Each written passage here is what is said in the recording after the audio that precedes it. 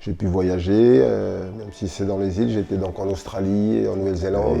Et donc je découvre cet endroit magnifique, mais c'est gris, il fait froid. J'ai des mauvais souvenirs. D'ailleurs, je les ai un peu effacés. Il lève la tête, il regarde, il fait « C'est pour du foot ou du rugby ?» Voilà.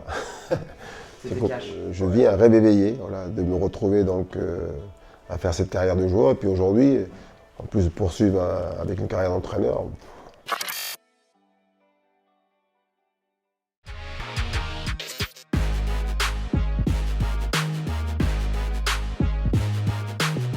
Une enfance heureuse, voilà, heureuse parce que donc auprès donc des miens, une famille aimante, voilà. Après on n'a pas beaucoup de moyens, mais comme la plupart des gamins des îles, mais on est heureux parce qu'on est toujours à l'extérieur, donc ça touche beaucoup le sport, beaucoup. Voilà. Alors, puis la mer, bien sûr. Je n'ai que de très bons souvenirs, donc j'ai été comblé.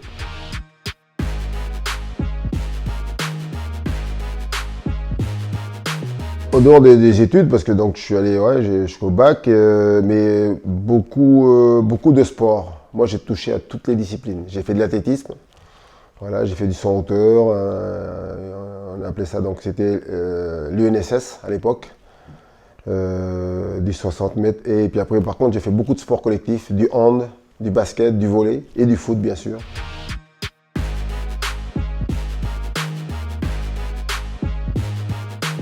J'ai fait beaucoup de sport co et le hand et le foot jusqu'au bout. Jusqu'à 18 ans, je jouais aussi au hand, en compétition. Et c'est parce que donc au foot, j'ai été appelé en sélection, voilà, tout simplement. Apparemment, ils m'ont trouvé pas trop mauvais et j'avais quelques qualités. Et ouais, j'ai eu la chance de participer chez nous, ils appellent ça donc les Jeux du Pacifique Sud. Ce sont nos Jeux olympiques, voilà. Et j'ai eu la chance à 18 ans donc, de jouer avec les seniors, là, donc dans une sélection senior, et c'était intéressant pour moi parce qu'en termes d'expérience, j'ai pu voyager, même si c'est dans les îles, j'étais donc en Australie et en Nouvelle-Zélande, dans Vanuatu, ces îles-là, et puis surtout donc, faire ces jeux-là m'ont permis de me mettre en lumière, et c'est comme ça que j'ai été contacté pour le fameux stage ici à Nantes.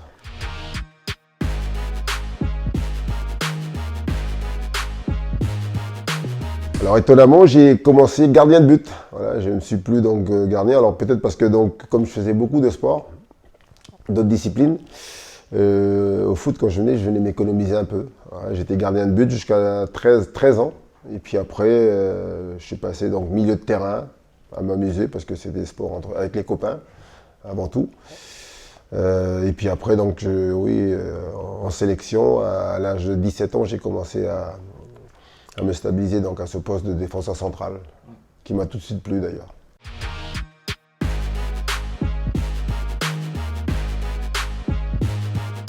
Souvent, l'image qu'on a donc des gens des îles, c'est qu'on a la vie assez cool. On ne se prend pas trop la tête et puis surtout, on se laisse un peu aller. Mais en ce qui me concerne, c'est vrai que ma maison était à 30 mètres de la mer, pas plus. Donc j'entendais donc de chez moi, donc quand je dormais, les vagues, là, tout ça et tout. Mais surtout, tous les jours, quand je me levais, je voyais donc la mer et je voyais l'horizon. Et j'ai toujours eu envie de partir. Il y avait cette ligne là, au fond, là. Je disais, mais qu'est-ce qu'il y a au-delà, quoi. Et j'ai toujours eu envie voilà, de partir, de voyager. Puis surtout, l'envie de réussir parce que voilà, j'ai envie d'aider mes parents, tout simplement. Comme beaucoup de gamins, je pense.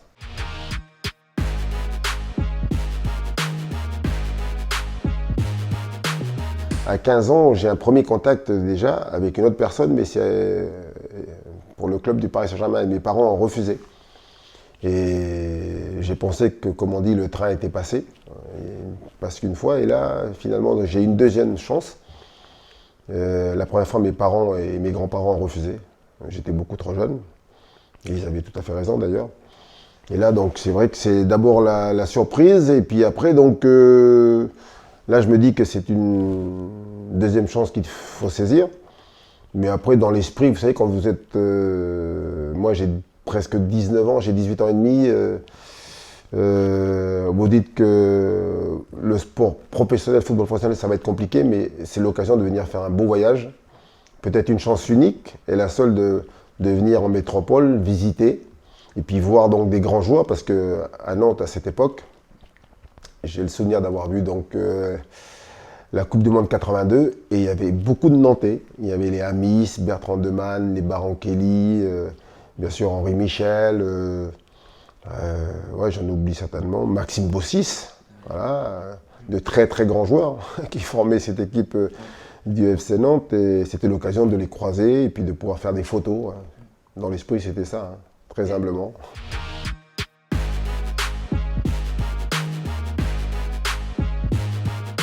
Quand j'arrive à Nantes, si mes souvenirs sont bons, à l'époque, c'était Château-Bougon. Je me sentais seul, je connaissais personne, et puis surtout, oui, en Nouvelle-Calédonie, il fait 32, 33 degrés, vous arrivez ici, mais il devait faire 2 degrés, 3 degrés, et donc je découvre cet endroit magnifique, mais c'est gris, il fait froid, j'ai des mauvais souvenirs, D'ailleurs, je les ai un peu effacés.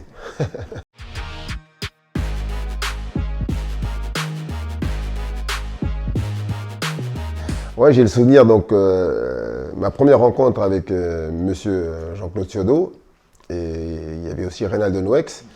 C'est à mon arrivée, Robert Bizaski m'emmène dans le vestiaire, et là, donc, c'est la fin d'une séance d'entraînement, et Coco Thiodot donc, est en train donc, de délasser les chaussures, et là, on rentre dans son vestiaire, et ils sont deux avec Reynald Nouex, et là, Robert Bizaski me présente. Il dit Coco, voilà, il y a un nouveau joueur, donc il vient en stage, il nous arrive directement de Nouvelle-Calédonie, et Coco est comme ça, et il lève la tête, il regarde, il fait c'est pour du foot ou du rugby?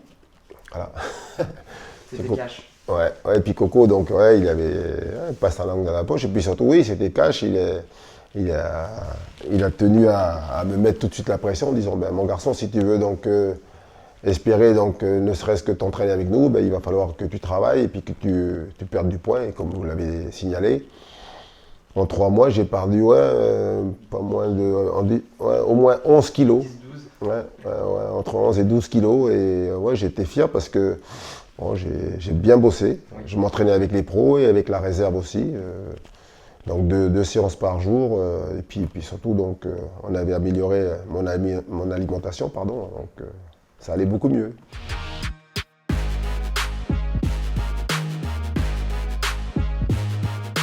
Ouais, c'est un rêve que je suis en train de vivre, parce que je pense jamais, d'abord, quand vous venez de Nouvelle-Calédonie, espérer donc signer un contrat, et puis après donc je me retrouve à être dans le groupe professionnel, à m'entraîner avec eux, et je pense jamais que ça va venir aussi vite, quoi. J'ai des souvenirs, mon premier match, je pense que c'est au mois d'octobre, un truc comme ça. Voilà, très vite, je fais mes débuts, et je sais que je vis quelque chose de grand. Et puis, ouais, il y a beaucoup de fierté, mais surtout, je suis concentré. Concentré parce que je sais que ce n'est que le début. Et j'ai pas envie de lâcher là, ce qu'on est en train de me proposer, là, ce qu'on est en train de me donner. Là.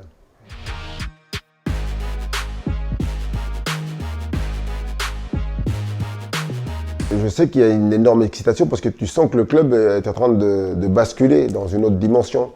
Et je me souviendrai toujours, hein, c'est bien ancré en moi parce que on a vécu le match d'inauguration à la Beaujoire. J'ai des souvenirs précis. Alors, on a joué contre la sélection de la Roumanie. Et dès les premières impressions, on sentait que ce stade de la Beaujoire était un stade magnifique. C'était immense. Puis en même temps, il allait faire froid les hivers, quoi. Et d'ailleurs, il y a eu des travaux qui ont été faits pour que justement on se sente bien mieux dans ce stade. Mais on sentait la bascule, quoi, de Sopin à la Beaujoire, et là donc on savait qu'il y aurait, à l'époque, c'était un stade qui contenait 45 000, quoi, c'était ça. Hein. Les records, je crois que c'est entre 45 et 50 000 personnes, quoi.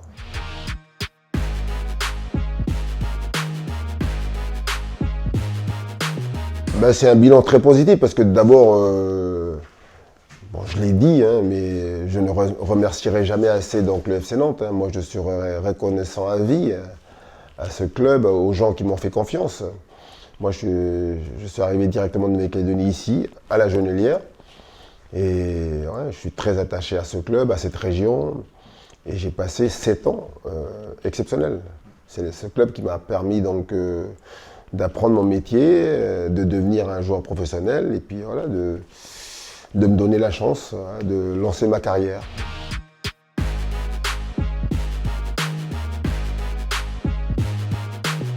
Nous, on avait le sentiment, on sentait qu'on faisait donc, on pratiquait un très beau football, qu'on jouait, voilà, on jouait bien, on se sentait fort, on jouait pour le titre de champion, on était souvent très très bien placés.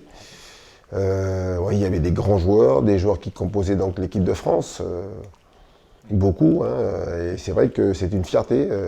À cette époque-là, Nantes était un très très grand club français, et puis sur la scène européenne. Faisait déjà parler de lui, quoi.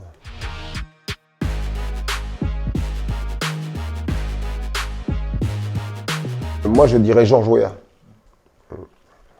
Et ouais, c'est pour moi donc le plus grand attaquant et l'attaquant contre lequel j'ai eu le plus de problèmes. Et d'ailleurs, j'ai été très content de le voir signer au Paris Saint-Germain. J'y étais d'ailleurs. Hein. J'ai des souvenirs bien précis. On était en stage en Suède avec le PSG. Stage d'avant-saison, et ils annoncent la signature donc, de Georges Weah qui partait de Monaco pour venir au Paris Saint-Germain. Il nous a rejoint en stage là-bas et c'était un soulagement. C'est un attaquant qui m'a fait beaucoup de mal.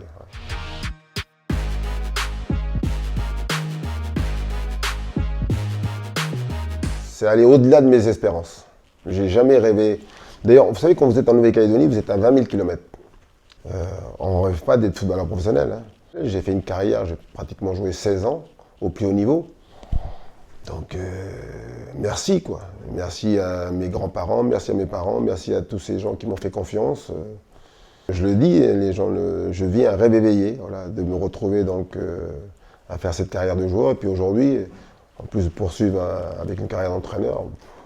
Donc c'est que du bonheur, que du bonus quoi.